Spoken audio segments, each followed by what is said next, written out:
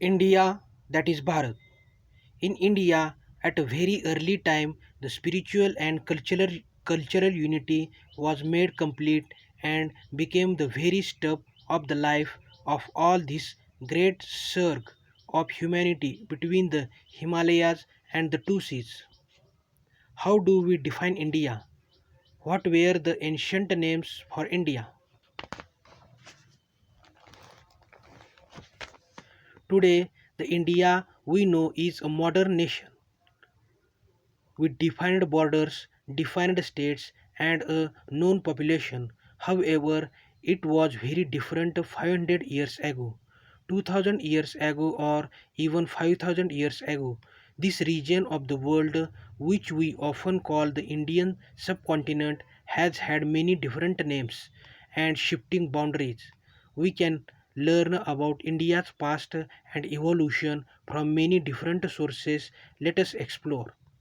Consider the physical map of the Indian subcontinent at the start of the chapter. What are its natural boundaries that you can make out? In the course of history, India has been called by many names, both by its inhabitants and by visitors from outside. These names come to us from ancient texts, accounts of travelers and pilgrims, and inscriptions. Inhabitants, people who live in a particular place. How Indians named India. The Rig Veda is India's most ancient text. As we will see in chapter 7, it is several thousand years old.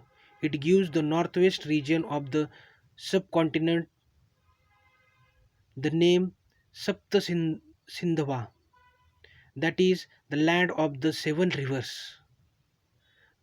The word Sindhava comes from Sindhu, which refers to the Indus River, or at times to a river in general. Moving on in time, we see names for other parts of India appear in the literature. The Mahabharata is one of India's most famous texts.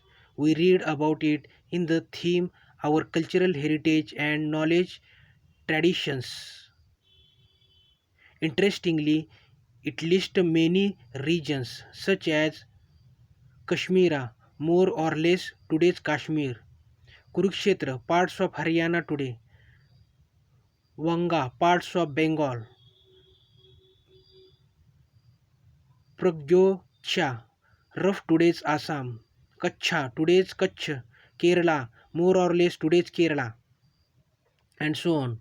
Do you recognize the names of any region given in the map? List the ones that you have heard of. But when do we come across a name for the entire Indian subcontinent because ancient Indian texts are difficult to date? This is not an easy question to answer. The Mahabharata uses the terms Bharatvarsha and Jambudvipa, and scholars generally agree that this long poem was written from a few centuries BCE onward. The first term Bharatvarsha clearly extends to the entire subcontinent, and the text includes the names of numerous rivers and peoples. Bharatvarsha means the country of the Bharatas.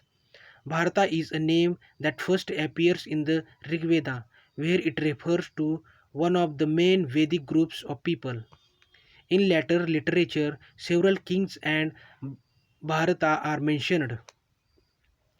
The second term, Jambudvipa, means the island of the fruit of jamun tree. This is indeed a common tree native to India, also called jambul tree, Malabar plum tree, etc. Jambudvipa came to mean the Indian subcontinent. In fact, we get a good clue from an Indian emperor. His name is Ashoka and we will meet him later. For now, we can take his date to be about 250 BCE. As we will see, he left us many inscriptions. In one of them, he used the same name Jambudvipa to describe the whole of India, which at the at the time included what is today Bangladesh, Pakistan, as well as parts of Afghanistan. A few centuries later, Bharata became the name generally used for the Indian subcontinent. For instance, in an ancient text called the Vishnu Puran, we read, "The country that lies north of the ocean and south of the snow mountains is called Bharata." This name Bharata remains in use even today. In North India, it is generally written as Bharat, while in South India, it is often Bharatam. Have you identified the snowy mountains? Do you think this brief description of Bharata is correct? It is interesting to note that different parts of the country adopted a similar definition of India.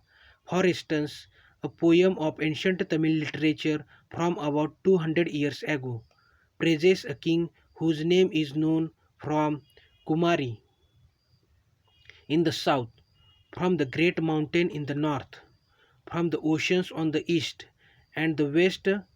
You can now recognize the great mountain in the north, and it should not be difficult to identify Cape Kumari. It looks like ancient Indians knew their geography well. The Indian Constitution, which was first written in English, uses the phrase India, that is Bharat, right at the beginning. Similarly, the Hindi version of the Constitution mentions the same as Bharat,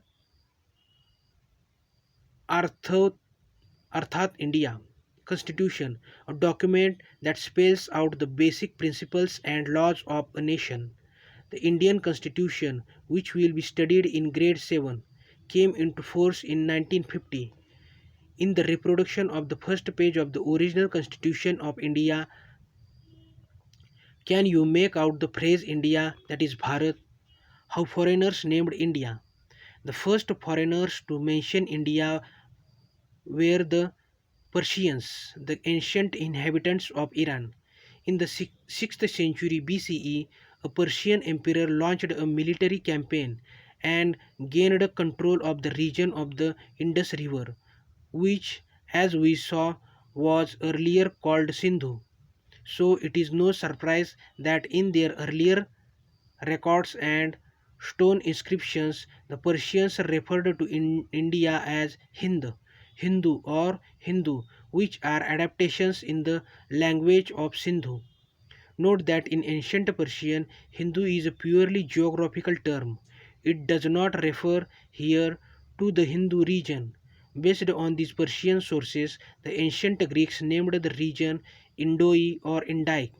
They dropped the initial letter H of Hindu because this letter did not exist in their Greek language. Sindhu, Hindu, Indoi, or Indike. The ancient Chinese also interested with India. In several texts, they refer to India as Indu or Indu. This word also originally comes from Sindhu in the following manner: Sindhu, Hindu, Indu, Indu. Zhuangzhang, formerly spelt Yuan Sang, etc., traveled from China to India in the 7th century CE. He visited many parts of India, met scholars, collected Buddhist texts, and returned to China after 17 years. There he translated the manuscripts he took back with him from Sanskrit into Chinese. Several other Chinese scholars visited India over the centuries. Another Chinese word also derived from Sindhu was Tianzhu, but this word could also be understood as heavenly master. This reflects the respect the ancient Chinese and for India as the land of the Buddha. You are probably quite familiar with a more recent term, Hindustan, but you may not know that it was first used in Persian inscription some 1800 years ago. Later on, this became the term used by most invaders of India to describe the Indian subcontinent. India is an ancient land which has had many names in the course of its history. The names given by the ancient inhabitants of India include Jambudvipa and Bharata. The latter became widespread in India and is the name of India in most Indian languages. Foreign visitors to or invaders of India mostly adopted names derived from the Sindhu or Indus River. This resulted in names like Hindu, Indoi, and eventually India.